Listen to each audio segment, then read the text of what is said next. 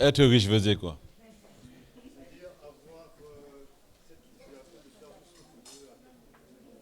Tu veux devenir comme Dieu. Là, la gérance.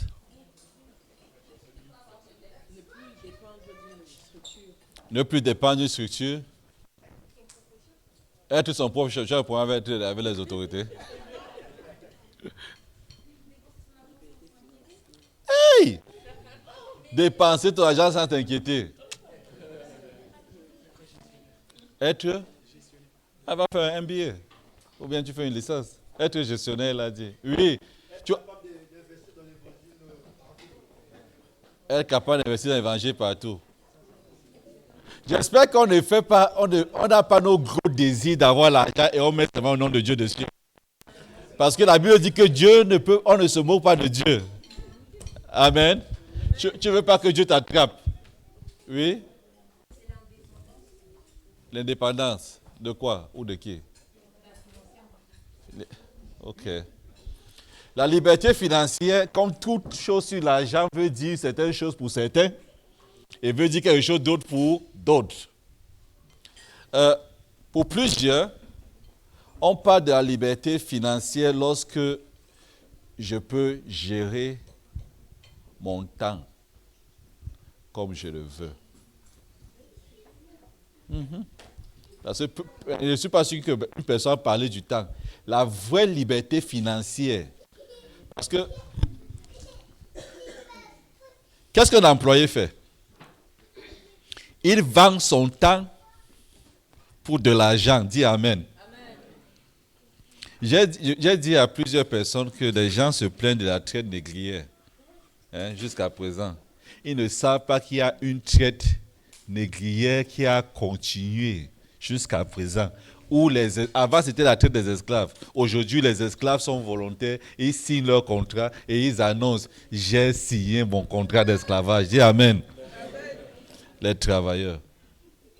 Tu signes le contrat que je serai ton esclave de 5 jours sur 7 avec les heures supplémentaires de 7 heures à peut-être à 15 heures ou de 9 heures.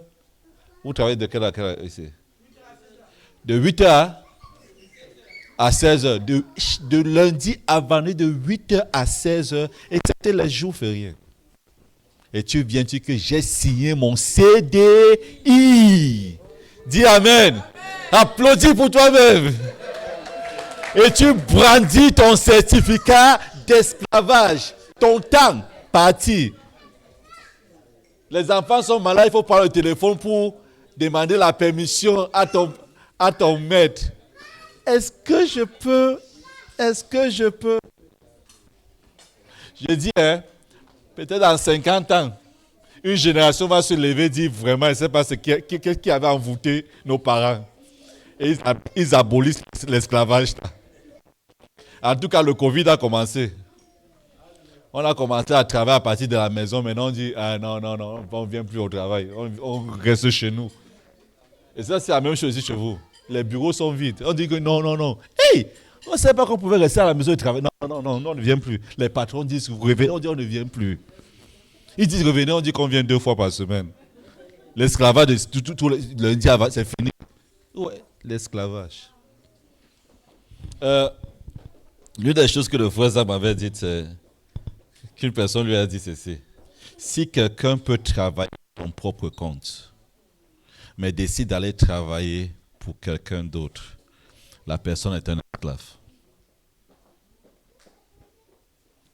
Si tu peux travailler à ton propre compte, et je dis ceci parce que ce n'est pas tout le monde qui demain va ouvrir sa propre boîte, ainsi de suite. Mais si tu as des capacités de travailler à ton propre compte, mais tu peux offrir tes services, comme appelle CDD, comme esclave à quelqu'un d'autre. Laisse-moi te dire, bienvenue dans l'esclavage moderne, appelé être employé CDI, employé CDD, appelé CDD. Appelé même parfois aussi ce que certains appellent être self-employed, employé par soi-même. Mais au moins, être employé par soi-même, tu as plus de flexibilité. Tu as réduit les thèmes de l'esclavage. Tu peux dire non. Amen.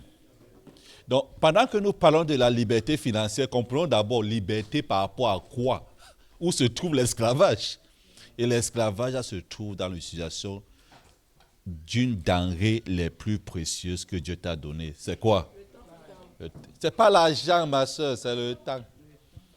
Ce n'est pas l'argent, c'est le temps. Être libre financièrement veut dire que tu peux utiliser ton temps comme tu veux. Sans avoir à t'inquiéter, où est-ce que je vais dormir? Qu'est-ce qui va arriver à mes enfants? Qu'est-ce qui va arriver quand je vais vieillir? Ainsi de suite. Donc, comment est-ce qu'on quitte donc pour ceux qui n'ont pas encore commencé à travailler, c'est bon de savoir ça au début. Quand le Fauza me disait ça en 2008, il dit, le père ici, il dit quoi comme ça? J'ai grandi dans une génération où mon père a travaillé pour la même compagnie pendant plus de 30 ans. Donc, chaque fois il venait dire qu'il a été promu, il a été promu. Il y a une fierté. Donc, tu penses que l'idéalisme, c'est la même chose. Rester dans une boîte, faire du progrès jusqu'à ce qu'on te remercie et on te dit, on ne peut plus t'employer. Rentre à la maison. Tu dis, fais quoi? Attendre la mort. C'est ce qu'on appelle la retraite. Ils te disent qu'on t'a utilisé jusqu'au point où on ne peut plus t'utiliser. Rentre à la maison, fais quoi? Tu as fait ceci toute ta vie. Maintenant, tu vas rentrer faire quoi? Donc, voilà comment j'ai grandi. Dans ma tête, je pensais que ce qui est essentiel, c'est un bon boulot, travaille bien, sois promu, aie beaucoup d'argent et continue à travailler jusqu'au jour où mes yeux s'ouvrent pour savoir tu as signé un contrat d'esclavage, tu es esclave et tu ne fais que t'approfondir dans l'esclavage. Pour certains, plus tu progresses dans l'échelle, plus les demandes sur ton temps deviennent de plus en plus énormes. Je me rappelle le nombre de fois où on est parti pendant nos congés d'anniversaire de mariage. On loue un bel endroit, on va quelque part ensemble avec mon épouse. Et pendant qu'elle me cherche sur mon ordinateur, elle dit, mais chérie, je pensais qu'on est venu ici pour l'anniversaire de mariage. Je dis, c'est l'ordinateur qui paye. Là, on est là.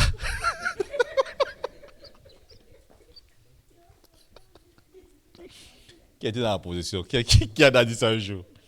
Ok, je suis le seul. Gloire à Dieu. Non, lorsque tu arrives à certains boulots où le salaire que tu reçois est assez élevé, certaines personnes pensent qu'ils ont le droit d'être appelés à n'importe quelle heure. Et ils s'attendent à ce que tu répondes. Parce que même ton patron, il envoie les emails à l'heure. Donc, ça devient un contrat qui n'est pas écrit. Je travaillais presque 24 heures sur 24. Je travaillais dans une boîte où on avait des structures en Australie et en Nouvelle-Zélande. La base était aux États-Unis. J'étais en Angleterre. J'étais ici en France. Je voyageais toutes les semaines. J'allais dans un pays. Je suis resté avec eux pendant 6 ans. Et Dieu m'a enseigné une des grosses leçons de ma vie. Du jour au lendemain, j'ai perdu le boulot. Et j'ai eu la première réalisation de ce qui se passe lorsqu'une personne va en retraite. J'avais moins de... Je n'avais pas encore 35 ans, je ne pense pas. Et tu passes d'être la personne que tout le monde respecte comme contrôleur financier dans une grosse boîte à cause d'une personne qui a été nommée et qui te hait. La personne a pris une mauvaise décision. Je lui ai dit, ça c'est contre le règlement intérieur. Je lui ai dit, écoute, tu as violé les règles de mon contrat. Je ne viens plus au travail. Sachant qu'ils avaient tort, ils ont décidé l'arrangement à l'amiable. Du jour au lendemain, j'ai démissionné, le travail était fini, arrangement à l'amiable. Je suis arrivé, j'ai dû prendre tous mes effets dans la compagnie, mettre dans une boîte. Et le HR La personne est DRH est descendue m'escorter hors du bâtiment. Je me suis dit, voici ce qui se passe lorsque une personne part en retraite. Tu as mis toute ta vie dans quelque chose. Là, c'était la compagnie où je partais en congé avec mon épouse. J'ai dit, c'est l'ordinateur, c'est qui paie tout ça. Il dit, ce jour-là, je me suis dit, mais toutes les nuits que j'ai passées ici, tous les programmes que j'ai donné mon âme, mon temps à cette histoire-ci, et c'est comme ça qu'il me récompense. J'ai ramassé ma boîte avec la photo de mon épouse et quelques effets que j'avais dans la compagnie. J'ai ouvert l'arrière de ma voiture, déposé, et j'ai conduit hors de l'enceinte sans regarder derrière. Il était 10 heures lorsque j'arrivais chez le pasteur Philippe. Lui m'était surpris que ça s'est passé aussi tôt. 9 heures, j'étais au travail. 10 heures, le travail était fini. Un mois avant, j'étais ici à Paris pour une formation pour être formé comme directeur général. Presque un mois avant. C'est fini comme ça. Contrat d'esclavage. On peut se libérer de toi n'importe. Ils m'ont bien payé. De me regarder, c'était pas bien payé. Mon compte bancaire riait. La banque m'a appelé, monsieur Léa, vous attendez tel montant sur votre compte? Oui, j'attends. Ils m'ont bien payé. Mais c'était une grande leçon pour moi. Lorsque tu vends ton temps pour de l'argent, ton patron peut se libérer de toi à n'importe quel moment. Ne te plains pas. Tu as moins de droits. Donc, l'employé est mettons entre guillemets, est dans une forme d'esclavage. Okay? Si tu peux te libérer, le plus tôt tu peux te libérer de ça, le mieux pour toi. Mais si tu ne peux pas te libérer de ça, qu'est-ce que tu fais? Il y a d'autres choses que tu peux faire. Pendant que tu es esclave, fais le mieux. Tire tout ce que tu profites. Quand je parlais avec Joseph, j'ai posé la question, quels sont ceux dans l'auditoire ici qui sont employés? Si tu es employé, lève la main. Si tu comptes, tu recherches un travail, lève la main. N'est pas on. Non. Je vais vous partager quelque chose.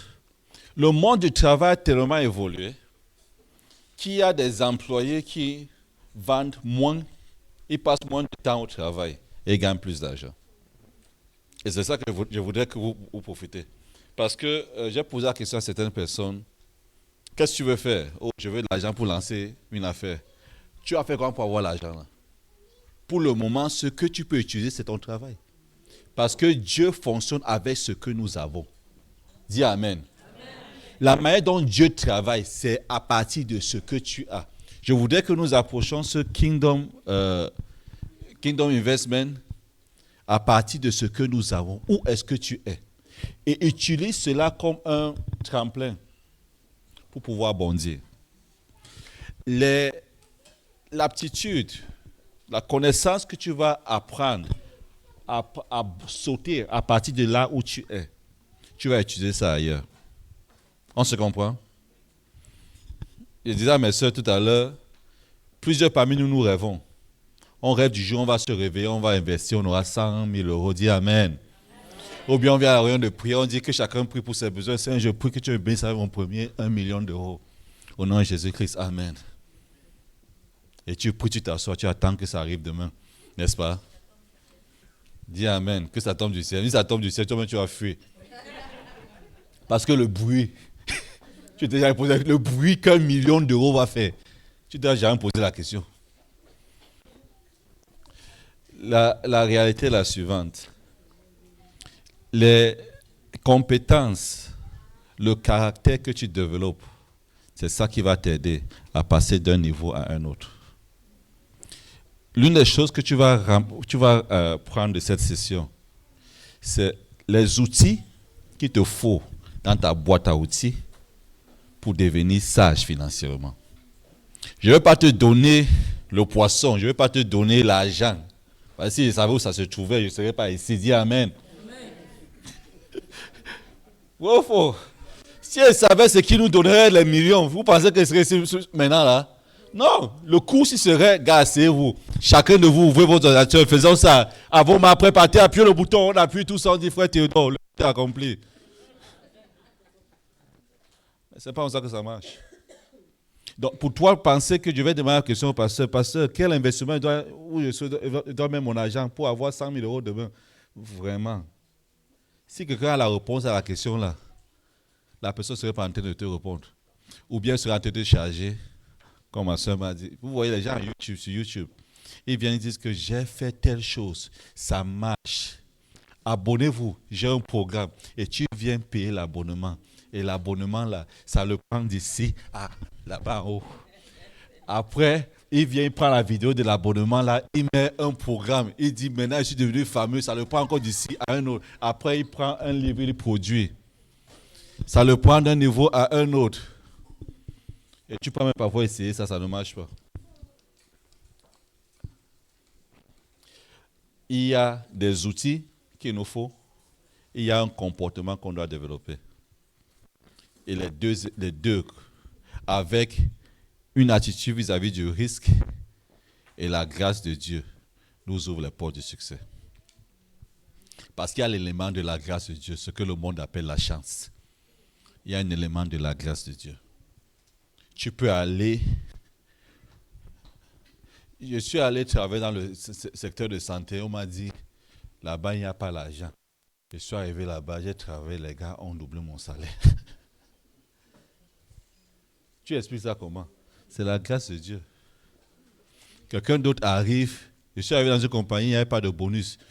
Quand je suis arrivé, ils ont dit, le bonus, on décide à la fin de l'année combien on doit enlever. Je dis, c'est quelle histoire ça? Vous décidez à la fin de l'année. Donc s'il y a bien, vous me dites que ce qui reste, c'est 100 euros. C'est quelle histoire ça? Dites-moi combien, 10%, 20%, 30%, dites-moi. Ne me dites pas que c'est à la fin de l'année que je veux savoir. C'est à la fin de l'année que tu donnes mon rendement. On s'arrange. Dis-moi ce qu'il faut pour que ce que je te donne. On s'est mis d'accord et on a changé mon contrat. Je savais ce que je devais gagner. Donc, il y a plusieurs facteurs qui contribuent à devenir, à avoir du succès dans le domaine des finances. Prends cela comme des outils dans ta boîte à outils. Amen. Et prends cela aussi, prends cela comme le caractère, la personne que tu dois développer. La troisième chose, avec la grâce de Dieu et avec une bonne attitude vis-à-vis du risque, on sera prêt à devenir les futurs millionnaires et milliardaires de notre ministère. Amen. Gloire à Dieu. Donc, je ne vais pas vous enseigner, je ne vais pas vous donner du poisson, mais par la grâce de Dieu, je vais vous aider à savoir comment pêcher. Ok, je vais vous apprendre à pêcher, à lancer le filet et à prendre du poisson. C'est quoi l'argent? Je crois qu'il faut commencer par le début. On va faire une petite révision sur l'économie, parce que plusieurs personnes font des choses qu'ils ne connaissent pas. C'est quoi l'argent? Comment est-ce que l'argent fonctionne? L'argent, on parle de deux catégories. Il y a l'argent qui est créé par les banques et l'argent, les billets que nous utilisons sur une base quotidienne. Les billets de banque sont appelés l'argent fiduciaire ou l'argent commercial, la monnaie commerciale, la monnaie centrale, qui est ce que nous touchons. Elle représente environ 5% de l'argent de la monnaie en circulation. Seulement 5%. Le reste, 95%, c'est la monnaie scripturale. Scripturale parce que c'est une monnaie créée par les banques commerciales. Tu viens dire, je veux prêter de l'argent, on te dit, ok, pas de problème, on met 100 000 sur ton compte. Tout ce qu'ils ont fait, c'est juste créer une écriture comptable. Il n'y a aucun argent qui a été imprimé. Ils créent une dette ici et ils font un enregistrement là-bas, c'est tout. Voilà comment l'argent est créé dans le système. Dans ce système-ci, en Afrique, c'est différent. Ici, bienvenue en Europe, dis Amen. Bienvenue dans l'Occident. Voici comment l'argent fonctionne ici. À un moment, si dans une économie, tout le monde décide de se rendre à la banque, retirer leur argent, l'économie collapse, s'écroule. C'est ce qui s'est passé en Grèce il y a quelques années. C'est ce qui s'est passé a commencé à se passer en Espagne, où tous les gens commencent à s'aligner devant leur... Vous allez voir que toutes les banques et tous les gouvernements vont tout faire pour empêcher que tous les citoyens se présentent le même jour dans leur banque pour retirer l'argent. Parce qu'ils vont se rendre compte qu'il n'y a que 5%. Le reste, il n'y aura pas de liquidité pour donner l'argent aux gens. Parce que tout l'argent dont on parle là, c'est juste des idées. C'est le vide. Et on appelle l'argent scriptural ex nihilo, que c'est créé à partir de rien. Et c'est la raison pour laquelle on a eu la crise de 2008. Une partie de la raison. Aujourd'hui, l'économie est basée sur juste une bulle. Plus tu comprends ça, plus ça t'énerve. Donc, si tu ne comprends pas de quoi je parle, remercie Dieu. Plus tu comprends ça, plus ça t'énerve. Et tu comprends pourquoi Dieu dit n'aimez pas le monde. Parce que c'est juste une bulle. Une bulle que j'ai le concept que cette bulle-ci a telle valeur. Je te vends ça, tu crois. Et tu prends ça. Et quand tu te rends compte que c'est un problème, tu fais tout pour te débarrasser de ça. Jusqu'à la personne chez qui ça se casse. Et quand ça se casse, tout le monde perd. Et c'était les premiers qui ont gagné. Voilà l'économie dans laquelle on vit. On ne va pas changer ça. Sachant comment ça marche. Comme ça, on ne sera pas les victimes. Amen. La trois fonctions principales, c'est une unité de compte. Elle sert à évaluer la valeur d'un bien. Quand la civilisation humaine a évolué de troc, on échangeait les produits au village et on s'est mis d'accord à attacher une valeur au bien, on est passé à la monnaie universelle. Et c'est à partir de ça qu'on reconnaît la valeur de quelque chose. Donc ça sert comme unité de valeur, ça sert comme moyen d'échange et ça sert comme réserve. Tu peux avoir tes réserves en banque, dans ton compte bancaire et stocker tes richesses. Donc voilà la monnaie, voilà à quoi ça sert. Une autre chose. J'essaie de regarder l'heure. OK. Unité de compte, moyen d'échange, de commodité et réserve de valeur. Vous avez trouvé ça sur Internet. Ça, c'est général. Je veux juste qu'on ait ça en arrière-plan pendant que nous parlons afin qu'on comprenne quand on parle d'argent, on parle de quoi. OK? On est ensemble? On est ensemble? La monnaie est l'instrument de paiement en vigueur à un lieu et à une époque donnée. Pour ceux d'entre nous qui ont vu le franc français, c'était l'argent qu'on utilisait à un certain moment, n'est-ce pas? Après, subitement, l'euro est arrivé. Après l'euro, on ne sait pas. Les Anglais ont dit, nous, on ne veut jamais l'euro. On utilise toujours la livre. Gloire à Dieu. La monnaie est en vigueur en condition que tous les partis s'accordent. Donc, un gouvernement peut changer. Les euros qu'on utilise aujourd'hui n'étaient pas les euros qu'on utilisait il y a 10 ans. Donc, le gouvernement peut changer ce qu'on reconnaît comme monnaie. Ça, c'est la première chose. La deuxième chose est que la monnaie perd sa valeur avec le temps. Et c'est ce que nous avons expliqué, on a mentionné tout à l'heure, comme la valeur temps de l'argent. C'est un principe très important que plusieurs personnes qui ne sont pas dans le domaine économique ne comprennent pas. L'argent aujourd'hui est différent. La même somme est différente après 5 ans, est différente après 10 ans. C'est la raison pour laquelle il y a les intérêts. C'est l'une des raisons pour laquelle il y a des intérêts. OK? Lorsque tu veux faire des affaires, et quelqu'un te dit, prête-moi 10 000 euros aujourd'hui, je te remets ça dans 2 ans. Ne sois pas juste content que la personne t'ait remis 10 000 euros dans 2 ans.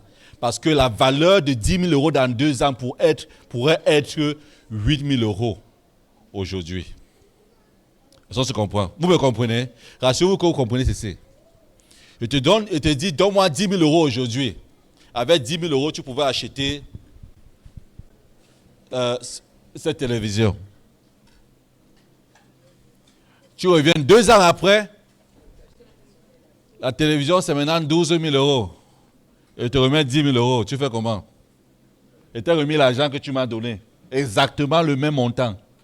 Mais tu ne peux plus faire ce que tu pourrais faire avec. Et c'est ce qui s'est passé, c'est ce qui se passe dans notre société. Avant, le transport, chez vous aussi, ça augmente tous les ans. Ah ah. Pas seulement le transport, les factures d'électricité, n'est-ce pas? Ok. C'est quoi là?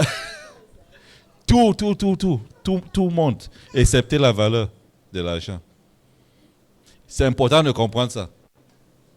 Tu veux la liberté financière, vois où est-ce que tu mets ton trésor.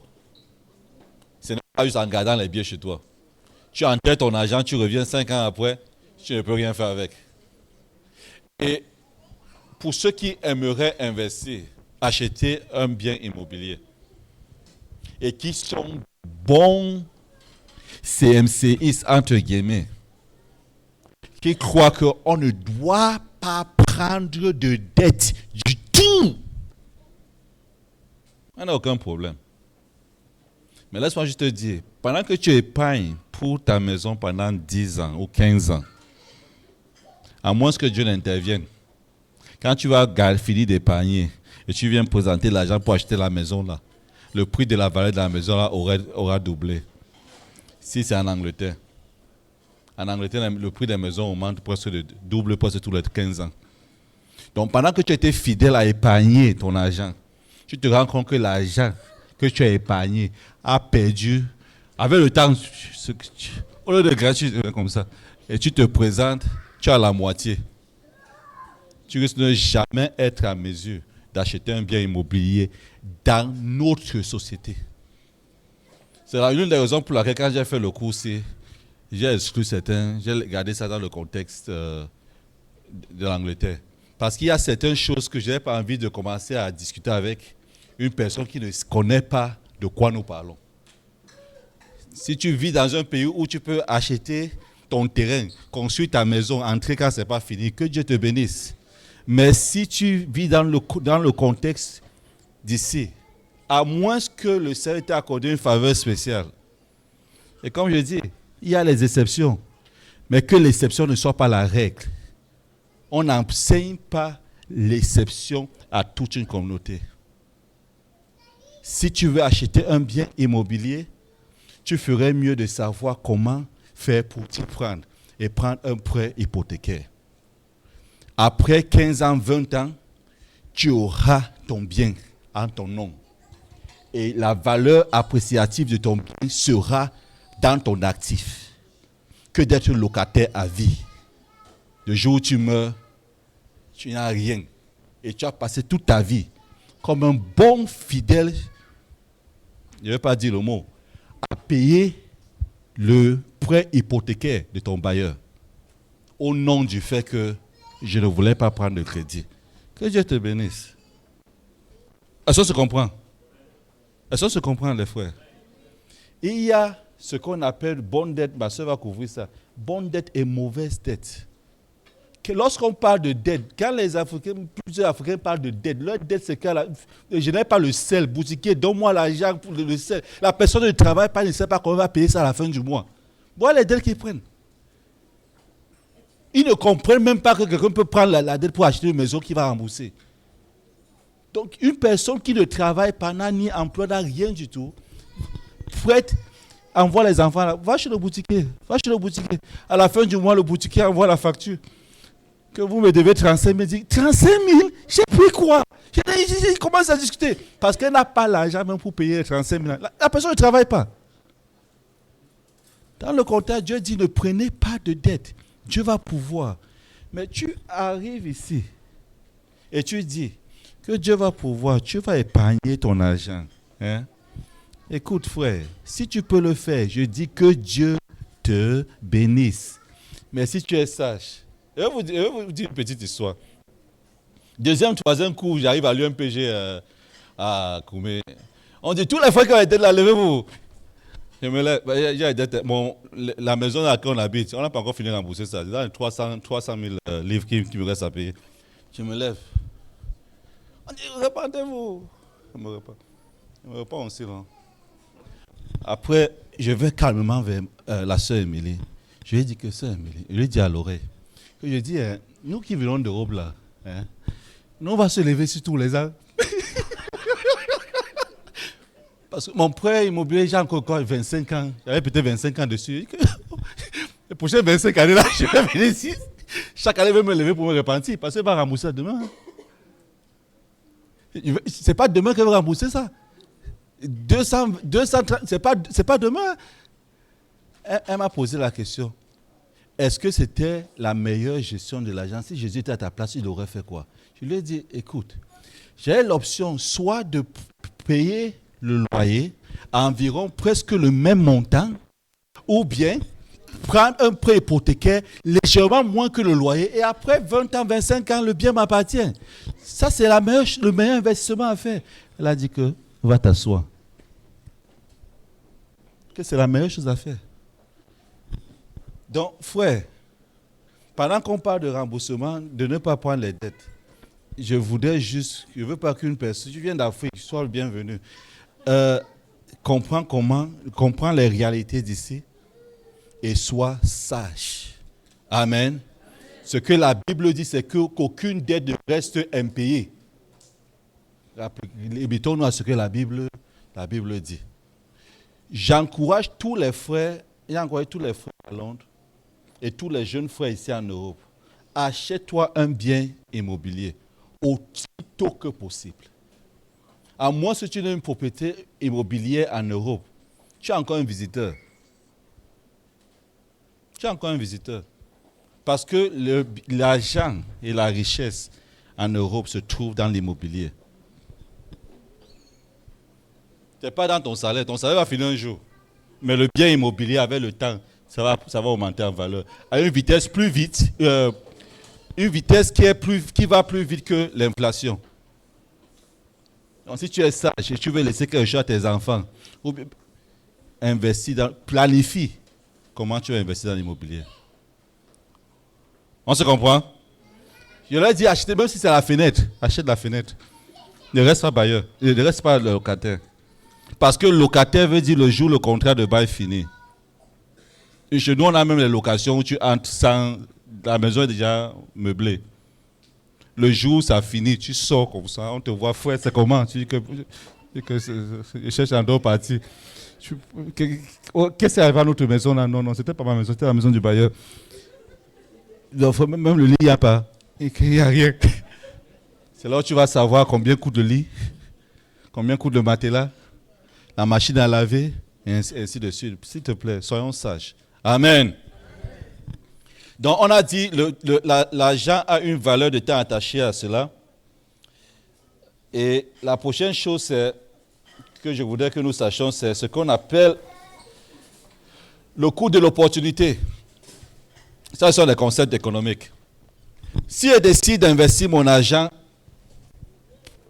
l'achat de cette télévision, cet argent-là, j'aurais pu l'investir dans l'achat d'un ordinateur. En achetant la télévision, j'ai perdu l'option d'acheter l'ordinateur.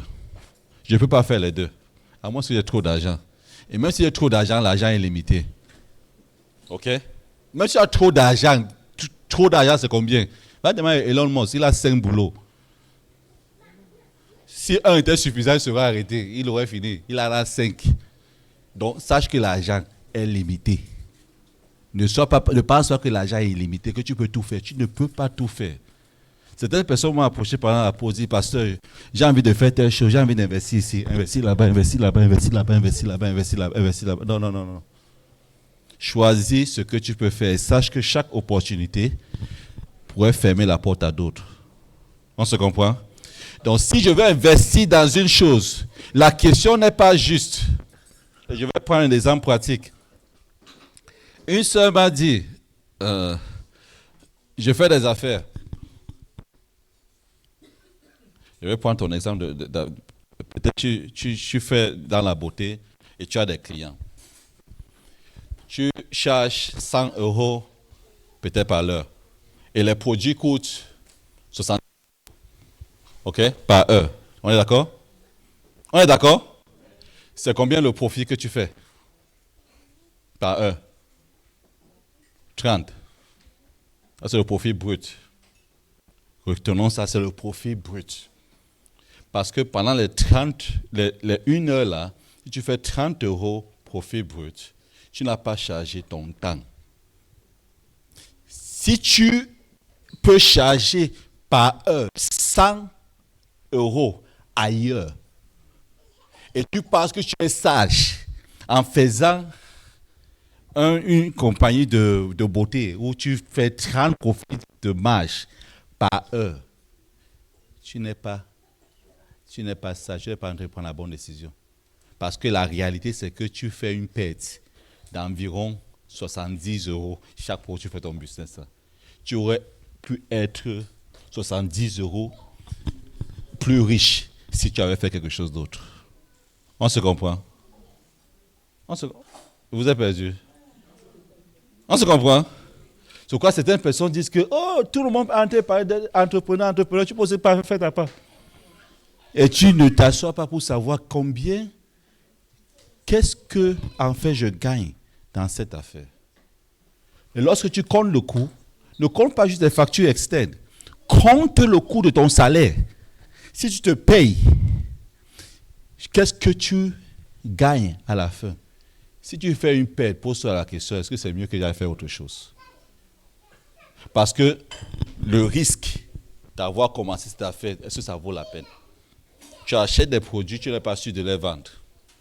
Et même quand tu as fini de les vendre, quand tu te payes, tu es en perte. Est-ce que ce n'est pas mieux d'aller faire autre chose? On se comprend? Opportunity, le coût de l'opportunité. En anglais, c'est opportunity cost.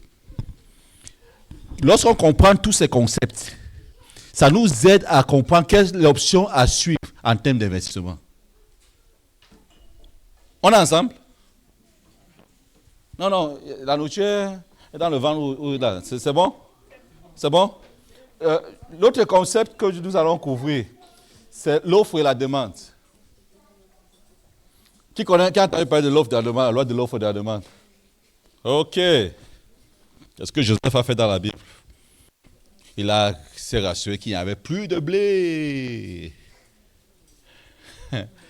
Et après, il a établi ses prix. Tout le monde est venu se vendre à lui. Lorsqu'il y a l'abondance, les prix sont bas. Lorsqu'il y a lorsque les choses sont rares, la pénurie, les prix augmentent. La même chose s'applique à la valeur des produits et à la valeur qui s'attache à ta personne.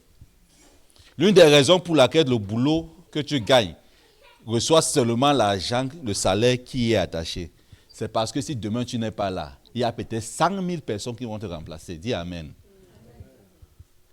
Si tu veux un boulot qui a beaucoup de zéros après, va là où la demande est moindre.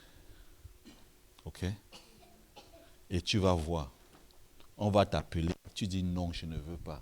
On dit ouais, on ajoute un zéro. Tu dis non, je ne veux pas.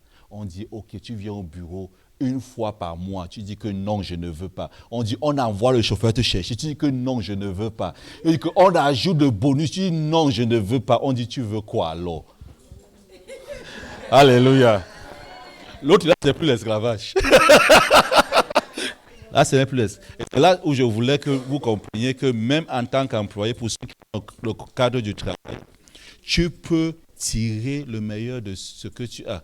Je ne veux pas juste que tu penses que, ok, on va tous tomber dans l'entrepreneuriat. Ce n'est pas nous tous qui allons le faire. Il y a des employés qui, mon frère, ils n'ont rien à envier à un entrepreneur. Rien.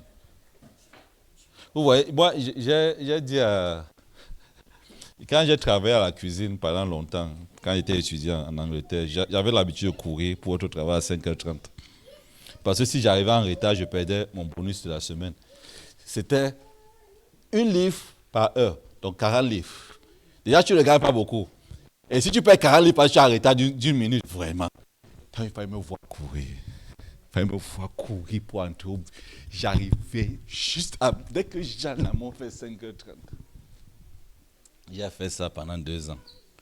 Quand j'ai commencé à travailler, j'ai dit, personne sur la terre, tu vas me faire courir. Personne. Personne. J'ai essayé de changer ma confession. Parce que même les avions, j'ai fait attendre, parfois ils m'ont laissé derrière. Mais tu peux changer les thèmes avec ton employeur par la valeur que tu ajoutes à ta personne. En créant une forte demande, en ajoutant des compétences. Deviens l'employeur dont ton patron a besoin. Et tu vas voir que tu vas dire, patron, il y a un de mes patrons un jour que quand elle est née, je suis allé dire au patron que ma femme est enceinte. Le gars me demande que c'est moi qui l'ai. Je lui ai dit, il a fini de parler. Il a augmenté mon salaire de presque 50%. Il est que ma femme est enceinte, que là où je suis là, c'est grave. Il me dit que, est-ce que si il y a les impôts, il dit qu'il va parler au gouvernement. Il a fini de parler. À la fin, il a augmenté mon salaire. C'est pourquoi il dit chacun est arrivé avec une bénédiction. Quand elle est arrivée, la bénédiction est arrivée. Gloire à Dieu. Donc, à cause de l'offre et de la demande, tu peux créer un marché pour un produit que tu vends en créant une offre particulière. Je donne l'exemple de... Vous vous rappelez, lorsqu'on utilisait les Nokia.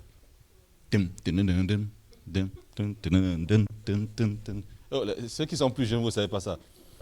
Nokia 3310. Le pape. On avait un téléphone, on n'a pas besoin de charger ça. Tu vois, les gens marchaient avec un chargeur dans la poche. C'est une histoire. Et Sony Ericsson, tout ça.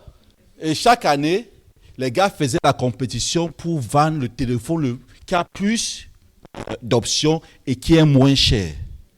Jusqu'à ce qu'un gars appelé Steve Jobs, le gars est arrivé là et le gars a dit que j'ai créé un appareil que tout le monde va voir, Apple. Et ça coûte, je crois, dans les 500 euros. Le gars est arrivé là, a changé carrément la direction des prix. Pendant que tout le monde allait dans cette direction, il a créé un marché. Il allait dans l'autre direction. Depuis qu'ils sont arrivés, les prix des téléphones maintenant vont là-bas. Alors qu'avant, les gars réduisaient. En créant un marché, il a créé une offre. Et en créant parfois l'offre, tu peux te créer un marché. Tu arrives dans un milieu où des gens ont déjà des produits, font dans certaines choses. Tu crées un marché, on appelle ça une niche. Tu peux le faire. C'est ce que les innovateurs font. On avait tous ces valises, on partait à l'aéroport, les gars t'aident à porter ça sur la tête. Un gars se réveille un jour et se dit, ouais, si on met les roues sur la valise, ça sera facile, non? Le gars crée une invention. Mettre les roues sur la valise, comment est-ce qu'on a envoyé les hommes sur la lune avant de penser mettre les roues sur les valises qui étaient lourdes? L'innovation. Tu peux avoir une idée qui transforme toute chose. Et tu crées quelque chose. Et parce que tu as créé une offre, tu crées une demande, parce que tu es les premiers clients, tu décides du prix. On se comprend? Donc voilà les concepts, c'est important lorsque nous parlons de qu'est-ce qu'on fait avec l'argent, quoi faire, et ainsi de suite. Tu es dans un secteur, tu es dans une ville où tu regardes, il y a une opportunité, les gens ne font pas certaines choses, ou ils le font de manière très pauvre. Écoute, si tu vas dans une boutique acheter une chemise et tu vois la chemise emballée, il y a un prix que si c'est bien emballé, si c'est dans le plastique, tu sais que c'est le prix peut-être dans les 20, 25 euros. Si c'est dans un cadre, toi-même, si on dit 50 euros, tu n'as pas de problème, tu sais. Qui m'a envoyé là-bas? Même si c'est la même chemise. Et la vérité, c'est que c'est la même chemise. Une a la grive, l'autre n'a pas. Est-ce qu'on se comprend? Donc, tu peux créer un marché. Mais, avertissement, il a été prouvé que tout marché est dominé par deux compétiteurs. Donc, entre dans un marché comme le troisième, entrant comme le cinquième. Sache qu'à la fin, tout marché est dominé par deux compétiteurs, deux grands compétiteurs. Les autres sont en bas là, ils ramassent les miettes. On se comprend? Les jus, boissons gazeuses. Qui est qui? Et Pepsi. Quoi d'autre? Apple et Samsung. On ne connaît même pas les autres. Hein? On ne connaît même pas et le reste du monde. Ils ont leur partie dans le marché là, mais c'est tellement infime. En haut là-bas, il y a les deux grosses têtes qui font comme ça. Ils se changent les clients. Apple a gagné ma femme cette année. Ainsi de suite. Oui, quoi d'autre? Apple et Microsoft. Ah oui, pas beaucoup de Microsoft. Dans toute grande économie, donc, lorsque tu décides d'entrer le troisième là, tu veux être. Sache que ce qui te reste est limité. On se comprend? Afin que tu saches les zones dans lesquelles tu peux entrer. Tu es dans une rue, il y a derrière une boutique. Tu ouvres vous pouvez faire quand tu es la troisième, sache que le nombre de clients qui vont entrer vont passer là, ça sera limité. OK? À moins que tu changes ton offre. Tu changes ta catégorie. Tu comprends? C'est ce que Apple a fait. Il est arrivé au temps où il y avait un Nokia, Sony, Ericsson, tout le monde, là, les gars faisaient leur compétition, le privé, là. Le gars a créé un ordinateur. Ça, c'est pas un téléphone. Hein. Ce qu'on utilise maintenant, c'est plus un téléphone, c'est un ordinateur. Il a créé un ordinateur qu'on arrête à la main. Il a créé un nouveau marché.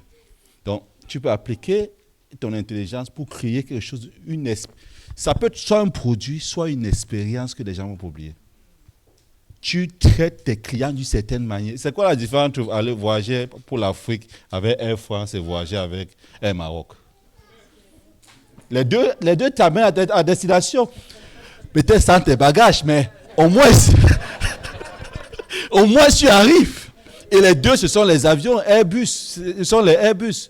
Même avion, parfois, les pilotes qui sont passés dans la même école, presque le même, non pas le même temps. Pas le même temps. Surtout pas à partir de la France. Mais la qualité du service est complètement différente. On se comprend? C'est quoi la différence entre première classe et la classe économique? Bon, pas besoin d'entrer dans les détails. Donc, dans la création d'une entreprise, dans la création de la production de biens ou de services, tu peux produire le même bien que ton voisin est en train de faire, mais tu l'emballes bien. Au point même où tu achètes chez ton voisin et tu emballes bien et tu vends plus. Ton voisin devient, tu grandis jusqu'à tu absorbes l'entreprise de ton voisin. Il sera content parce que tout ce qu'il voulait vendre, c'est 20 produits chaque jour. Toi, tu es content parce que tu ne vends pas seulement 20 produits. Tu as une grosse marge bénéficiaire. On se comprend? Rassure-toi que tu fasses une bonne analyse de coût, que ça vaille la peine. Lorsque nous connaissons tous ces concepts, maintenant on est prêt à entrer dans le monde de finances. Est-ce que je dois utiliser mon temps qui est limité et le vendre dans un contrat CDI ou CDD pour 30 € par heure? Ou bien est-ce que je peux commencer cette affaire que je connais, j'ai des clients, et je peux me tirer au moins peut-être 60 € par heure, avec plus de flexibilité pour faire autre chose? Tu vois, la décision est claire. Je n'ai pas besoin d'aller juste aller en retraite pendant 5 ans pour savoir qu'est-ce que Dieu dit. C'est évident devant moi là. Pourquoi vendre mon temps lorsque je peux faire ceci et avoir plus d'argent?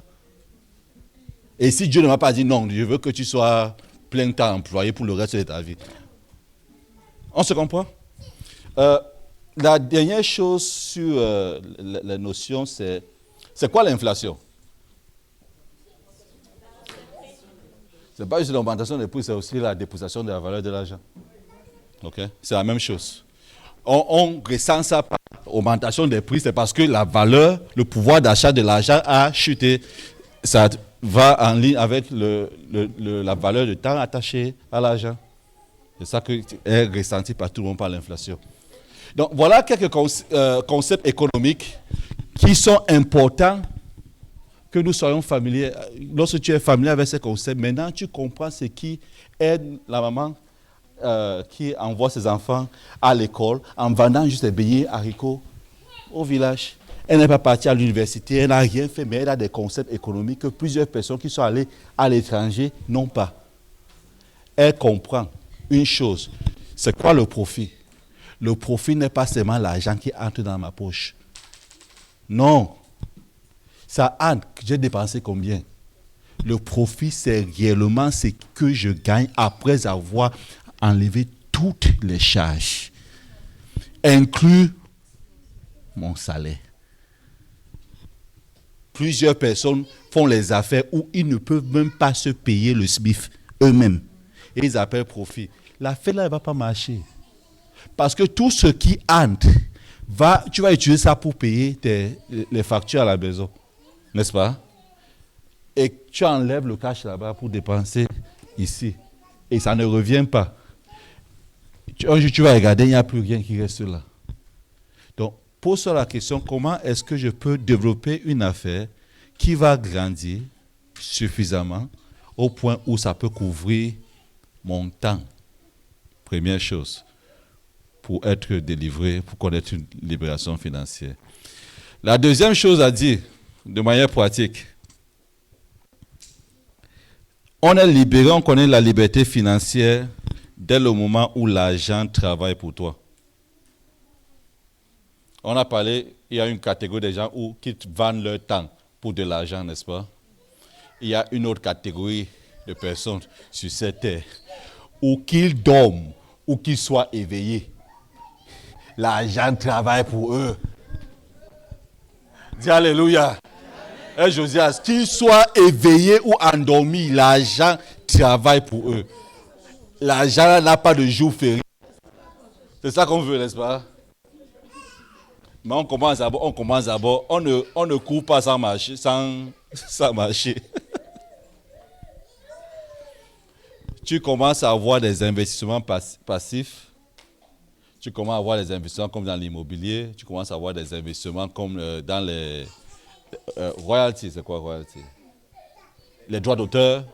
Comme les droits d'auteur, tu commences à avoir des investissements même sur des plateformes. Tu n'as pas besoin d'être là. Tu crées ton entreprise. Tu n'as pas besoin d'être là. Que tu sois là ou pas. Que tu sois malade ou en bonne santé. L'argent entre. Tu peux aller avec le pasteur prêcher l'évangile n'importe où. L'argent entre. Et laisse-moi te dire, quand l'argent là entre dans ton compte, ça a une bonne sensation dans le cœur. Vrai ou faux? Ceux qui ont les investissements, vrai ou faux?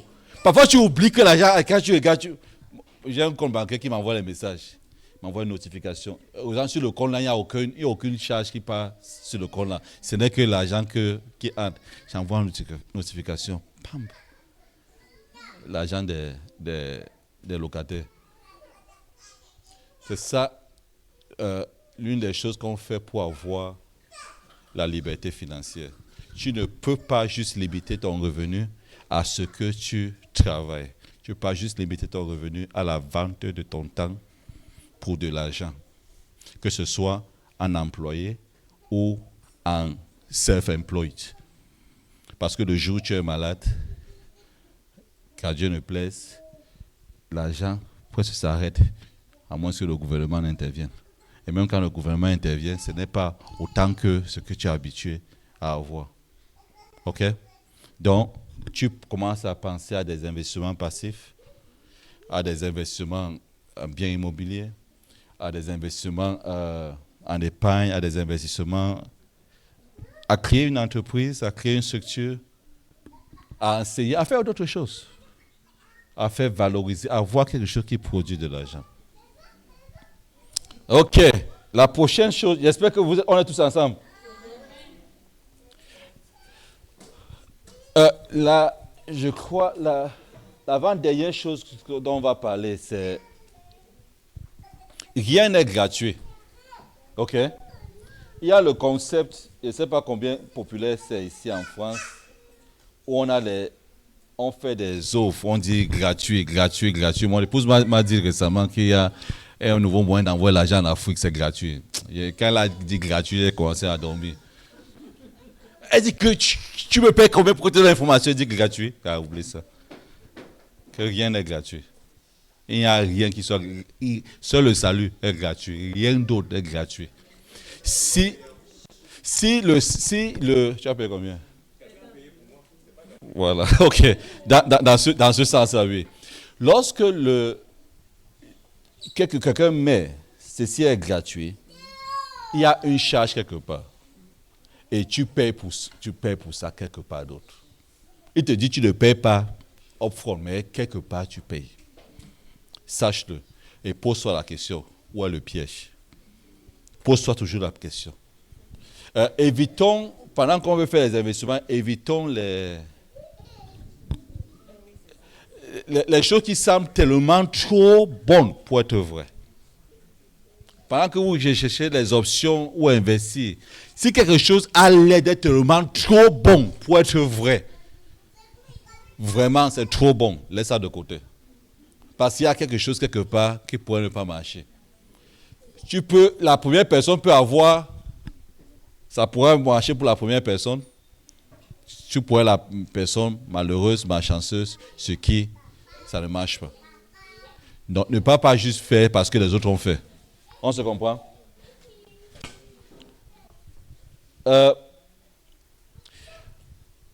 La dernière chose à comprendre dans le fait d'investir, c'est les options qui sont disponibles devant nous. Nous avons couvert l'emploi. Okay? Tu peux investir ton temps là-bas. Tes ressources de toi, tu peux investir ton temps dans ton emploi. Tu peux créer ton entreprise. Tu peux écrire un livre, tu peux faire des chants, tu peux faire des vidéos sur YouTube et commencer à faire des publicités. Tu peux faire la revente en ligne. Il y a tellement d'options. Tu peux m'enseigner. Il y a des gens qui font des répétitions. Quand j'ai vu le signe de répétition en Angleterre, 50 livres par heure, j'ai dit que mais c'est pas possible. Moi, je faisais des répétitions au Cameroun. Je ne payais même pas 5 000 par heure. 50 livres par heure, ça c'est pas 45 000 par heure. Si on dit ça au Cameroun, là, ils vont prendre l'avion pour venir faire les cours de répétition. Donc, tu peux vendre ton temps pour de l'argent, pour un service particulier. Mais c'est important que tu trouves ce que tu as. Fais quelque chose que tu aimes. OK? Une partie de la liberté financière, c'est faire aussi quelque chose que tu aimes. Et la vérité, c'est que Dieu a donné à chacun de nous des compétences naturelles. Chacun de nous, tu as tes talents que tu as reçus, talent en tant que talent, pas talent en tant qu'argent. Tu as des domaines dans lesquels tu vas exploser, où tu n'as presque pas de rival. Tu trouves ça, tu développes ça et tu fais ta carrière autour de cela, tu iras loin. On se comprend? La malédiction que nous avons eue, c'est que nos parents savaient que tout le monde qui est docteur est bien. Et on a grandi, tu seras docteur, non, tu seras docteur, tu seras docteur, tu seras docteur. Alors que tu étais supposé peut-être un bon écrivain. Et tu es parti faire médecine, tu n'as jamais réussi à faire médecine, tu n'es devenu rien. Ou tu es devenu quelque chose au milieu, après tu te cherches. Mais Dieu t'a donné des compétences naturelles. Si tu trouves tes compétences naturelles et tu orientes, pour ceux qui sont encore étudiants et qui planifient orienter leur carrière, et tu orientes ta carrière autour de ces compétences, tu iras très loin. Parce que tu n'auras presque pas de rival. Même si tu es dans le milieu professionnel, si tu trouves tes compétences naturelles et tu te spécialises autour de tes compétences naturelles, ce que les autres vont essayer d'imiter, toi, tu l'es naturellement, tu iras très loin. On se comprend? Je suis un expert comptable, mais je suis un gars qui fait le DIY dans ma tête, je fixe ces choses. Je fais presque tous les métiers qu'un homme peut faire avec ses mains. Je fais la plomberie, je fais la couture, excepté la cuisine. Mais tous les hommes font la cuisine, non? Mais j'ai grandi en utilisant mes mains. Je fais la maçonnerie, je fais la peinture, plomberie, tout. Juste, donc, je m'assois, je te regarde faire, je te paie aujourd'hui, tu fais, demain tu pars, tu ne reviens pas. Le gars qui a mis le tapis chez moi, il a fait ça une fois, il n'est plus jamais revenu. Je l'ai vu, 1 heure, c'est fini. J'ai fait le reste. Voilà ce que Dieu m'a donné. J'apprends très vite. Lorsque je suis arrivé dans le milieu professionnel, cette curiosité-là m'a distingué sur le plan professionnel. Plusieurs de mes collègues ont dit, je n'ai jamais vu un comptable faire ça. Ah ouais, c'est pas un gars normal. Je suis un comptable avec un très haut niveau de curiosité. Donc, j'ai développé ma carrière autour de ce que Dieu m'a donné naturellement. Et ça fait de moi une exception. J'ai créé ma propre niche. Et je peux négocier le salaire différemment. Et mon salaire augmentait presque tous les ans, de manière considérable, dans ma carrière. Donc, même si tu es dans un milieu, tu as choisi ta carrière, trouve ton talent et oriente ta carrière, oriente tes affaires autour de ton talent, de ce que tu fais naturellement. La Bible dit, celui qui est fidèle dans l'utilisation de ses talents va servir devant les rois. Alléluia. Dieu va t'élever, Dieu va t'honorer. Donc, si tu es en train de choisir même l'entreprise que tu veux faire, où tu veux investir, si c'est quelque chose que tu aimes, tu iras loin. Tu as plus de succès à réussir là-bas, tu as plus de chances pour réussir là-bas qu'aller faire quelque chose que les autres font. OK? Et j'ai déjà dit la dernière chose pour conclure. Comprends la fiscalité. Tu peux faire, écoutez, tu peux faire tellement d'argent, et tu es riche et tu es content. Jusqu'au jour où les impôts viennent sonner à ta porte et te disent que tout ce que tu as là, on va prendre la moitié. Et tu vas mettre les mains sur la tête parce que tu as à manger de 3 quarts. La plupart des personnes qui sont tombées en faillite, qui ont, on dit bankrupt, c'est comment? Qui sont tombés en faillite de manière au niveau personnel, les stars et tout ça, c'est jamais avec les impôts. Ils ont eu l'argent, ils n'ont pas considéré ce que les impôts allaient prendre. 5 ans après, les impôts viennent dire, on a fait l'évaluation sur les 5 dernières années et tu nous dois 50% de tout ton revenu. Et les 50% ne sont plus là. Et je n'ai même plus la force pour faire l'argent que je faisais avant. Et c'est fini, tu vois, on commence à prendre tous leurs avoirs, on commence à ramasser tous leurs avoirs. Et la personne tombe en faillite. Comprends la fiscalité et comment ça s'applique à toi. OK? Là, on a une session où notre sœur va légèrement nous parler de la fiscalité française. Si je parle, je vais parler de la fiscalité anglaise. Mais la réalité est simple dans tous les pays. Les gouvernements encouragent les créateurs d'entreprises parce que les créateurs d'entreprises les aident à créer le système d'esclavage. Donc, les créateurs d'entreprises sont là, créent les employés et collectent les impôts pour le gouvernement. Donc, le gouvernement aime les créateurs d'entreprises. Et il les récompense en prélevant moins d'impôts sur eux. Parce qu'ils travaillent pour le gouvernement. On se comprend? Donc, lorsque tu parviens à créer ton entreprise, tu as plus des avantages sur le plan fiscal qu'un employé. On se comprend? Un créateur d'entreprise mange son argent et jamais paye les impôts après. Alors qu'un employé paye et il travaille. Le gouvernement retire les impôts avant même qu'il ne touche l'argent là. Et quand l'argent touche ton compte, on prend encore parce que tu vas à la boutique acheter quelque chose, on a mis la TVA dessus. On t'a taxé en haut là-bas avant que l'argent entre sur ton compte. Maintenant, même pour manger ton argent, là, on te taxe encore dessus. Bienvenue dans le monde de l'emploi. Et c'est un système qui a été en place. On ne peut pas changer le système. On peut essayer de le contourner. Gloire à Dieu. Je vais m'arrêter là.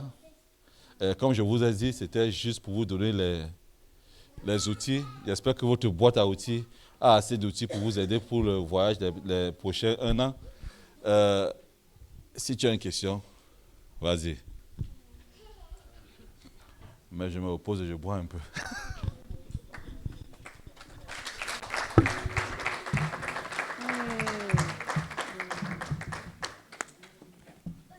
prendre 3 questions parce que notre temps est limité.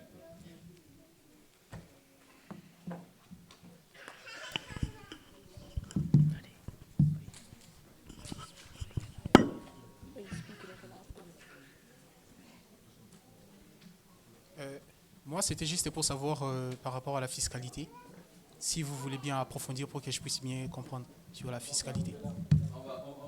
Plus tard. Si on a le temps, sinon on va vous envoyer les livres. Écoute, la vérité c'est qu'en une journée, on ne peut pas couvrir tout le monde financier. Pour devenir expert comptable, ça prend 6 ans. Pour être expert financier, ça prend peut-être 7 ans aussi. Pour être expert en finance, ça prend toutes les carrières là en une heure. Vraiment. Donc on essaye.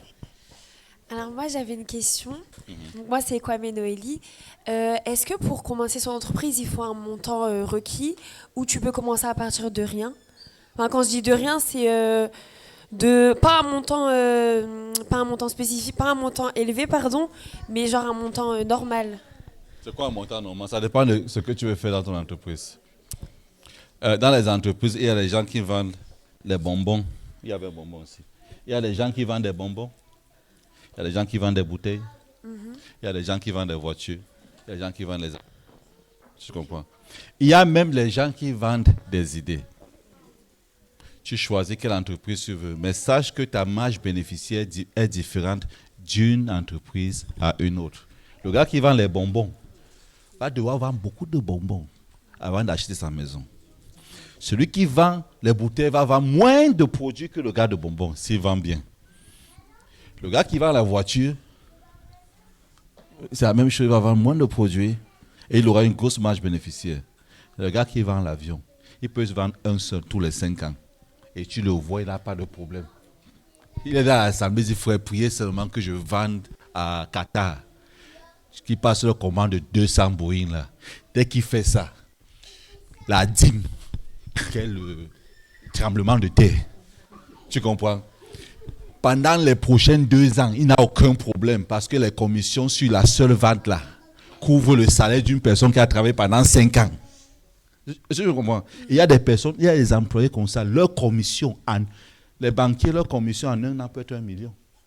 Juste parce qu'ils ont vendu un produit. Donc, l'entrepreneuriat, créer les entreprises, c'est vaste.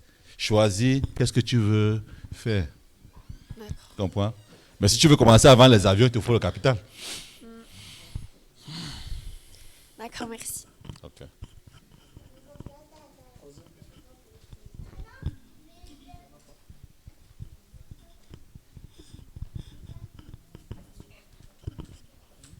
Oui, c'est un souvenir d'assez longtemps, cours d'économie, je crois. Mais on disait que plus les entreprises étaient grosses, le système idéal, c'était quand les entreprises étaient très grosses.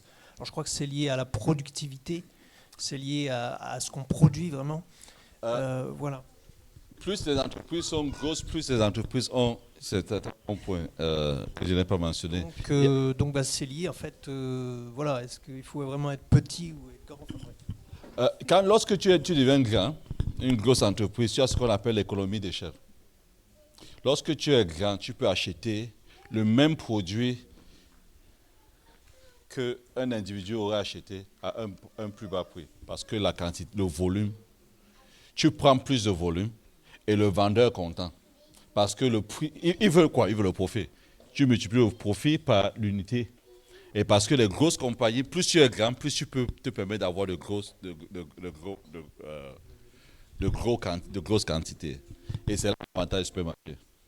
Les supermarchés viennent dans les villages, disent qu'on prend tout ça et ils réduisent le prix. Et les vendeurs savent que soit ils vendent, soit ils vont rester avec leurs produits. Parce que même s'il faut vendre aux individus, ils ne vont pas avoir le montant que le supermarché leur offre. C'est ça qu'on appelle l'économie d'échelle. L'entrepreneuriat. Voilà, parce qu'il y a d'autres choses. Davantage de la grande entreprise, c'est qu'elle mobilise des compétences. Enfin voilà, tous les uns travaillent pour les autres dans un grand ensemble. plutôt que, donc finalement, même si on est entrepreneur, on aura intérêt à avoir des employés. Voilà. C'est quoi la question? Non, c'était juste pour faire une nuance ou vous faire réagir, puisque vous disiez l'entrepreneuriat, c'est l'idéal. Non. C'est pas. Voilà. Dans un contexte. Dans un contexte. Et c'est la raison pour laquelle j'ai précisé que personne ne vienne ici pensant qu'une chose est. Je vais vous conseiller d'aller faire telle chose. Parce que les réalités sont différentes d'une personne à l'autre. Il y a certaines personnes qui seront des employés. Il y a certaines personnes qui seront des entrepreneurs. Il y a certaines personnes qui seront qui ne vont rien faire, qui vont aider ceux qui travaillent. Il y a des mamans qui sont à la maison qui vont élever les enfants. Donc, ce n'est pas que tout le monde va devenir entrepreneur. Je m'attends pas à ce que tout le monde ici devienne Elon Musk. Je l'ai dit à un moment.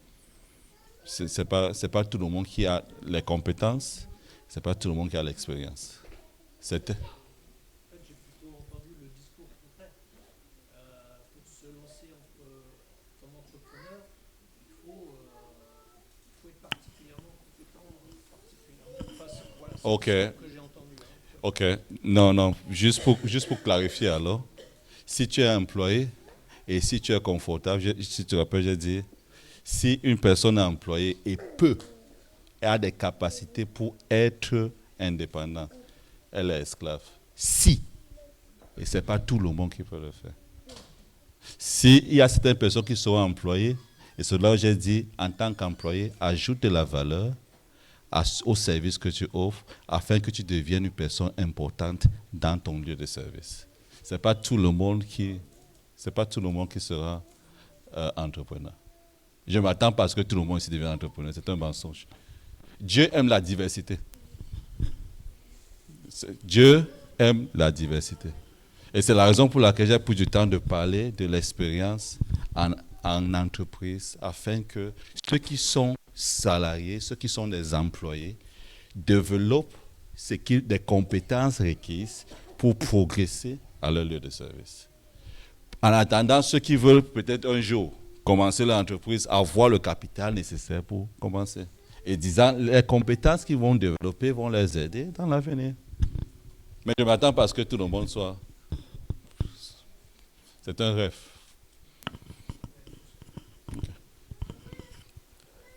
Je voudrais demander comment la fiscalité s'adapte au type de l'entreprise. Peut-être ma soeur va répondre à ça si on a le temps. Nous ébauchons juste les sujets ici. OK? Quand j'ai fait les études sur la fiscalité, c'est au moins 2 années d'études. Et chaque année, le volume de documents produits par le gouvernement sur la fiscalité est aussi gros que ça. Donc, pour les études approfondies, on va vous quitter. Mais ça, c'est juste pour vous dire, faites attention. Il y a ce qu'on appelle la fiscalité là. Ne pensez pas que tout l'argent qui entre est le vôtre. D'accord? Et une petite question bonus, si c'est... Vas-y. Ce serait, vous avez abordé les revenus passifs. Est-ce que je crois que vous avez donné des exemples après concernant les livres, les royalties. Je voulais savoir si c'est lié à ça ou si vous avez d'autres exemples concrets concernant les revenus passifs. J'ai parlé de royalties, les droits d'auteur, n'est-ce pas? Oui. Il y a ce qu'on appelle les patentes. Tu crées une patente et c'est un revenu presque à vie qui va t'attendre. Il y a les logements locatifs, il y a les investissements immobiliers, il y a quoi d'autre? Il y a la création d'entreprises. Tu crées une entreprise, tu emploies des gens à condition que l'entreprise tourne bien. L'argent va entrer. Il y a plein d'autres. Il y a plein d'autres options. Okay. Je vous remercie. Tu continues la liste. L'idée, lorsque nous avons eu la première, on a discuté le programme avec le frère Josias, je lui ai demandé qu'est-ce que les frères font sur le plan local. Parce que l'idée, c'est que la prochaine session, certains d'entre vous qui avaient déjà commencé à parcourir un certain voyage vont venir partager votre expérience avec d'autres. On se comprend? Vous avez partagé. Moi-même, je vais apprendre. Ma soeur va partager. Mes soeurs vont partager. Ma soeur, je vais apprendre. Il y a plein de choses à apprendre. L'essentiel, c'est toujours d'avoir la tête ouverte pour apprendre. Il y a une idée que tu... Quand je suis arrivé ici, la dernière fois, je causais avec son époux. Je suis rentré avec plein d'idées. Ma tête était... Il m'a envoyé des choses que jusqu'à présent, j'ai travaillé. J'ai plein d'idées. Donc, et c'est l'idée qui produit la valeur. C'est l'idée, la créativité, là. L'aspect de Dieu en nous. Alléluia. La dernière question.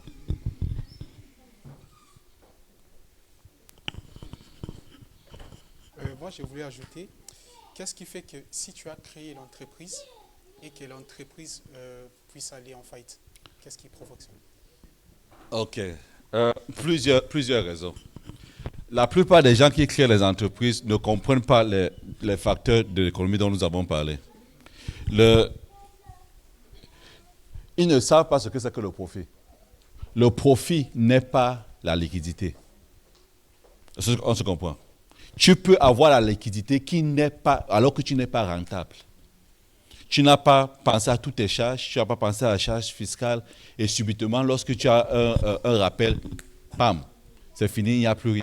Et il faut juste un seul jour dans ta vie où tu as besoin d'argent et il n'y a personne pour t'aider pour que tu tombes en faillite. Tu peux avoir un gros contrat de 5 milliards demain. Aujourd'hui, il n'y a personne qui puisse te donner 100 €. Tu tombes en faillite. Alors que tu avais une grosse idée, gros contrat, gros rêve.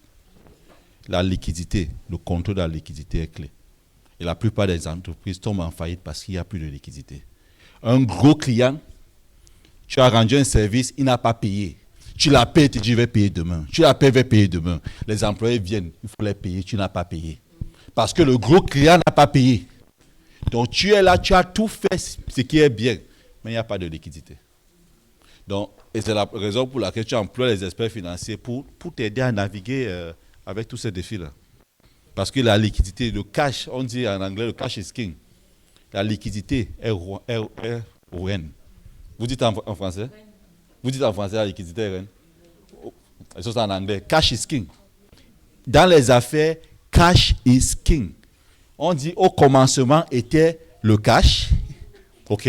Et un entrepreneur a pris son cash, il l'a mis dans l'affaire. Quand il revient, il faut qu'il retrouve son cash. Ne viens pas lui raconter, voici les bilans, tu as fait le profit. Quand tu finis, dépose le bilan, montre-lui son cash. Lorsqu'il n'y a plus de cash, l'entreprise tombe en faillite. Et la plupart des entreprises tombent en faillite parce que les gens ne gèrent pas le cash bien. Ils ne gèrent pas les liquidités bien. D'accord? Dernière question.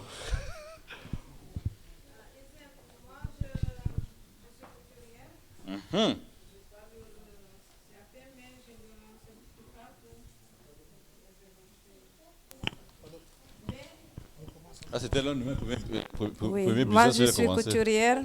Mais, exemple, pour travailler dans ce domaine, j'ai beaucoup de doutes, de peur. Je ne sais pas comment que je peux vaincre pour pouvoir travailler pour mon compte. C'est la question. Tu as beaucoup de doutes et de peur? Oui, parce que je ne suis pas sûre que c'est la volonté de Dieu, si j'ai de moyens financiers. Il y a beaucoup de trucs que touchent dans mes émotions. Une robe coûte combien, c'est? J'aime la réponse, ça dépend. Bien sûr que c'est que ça dépend. En moyenne, une robe coûte combien?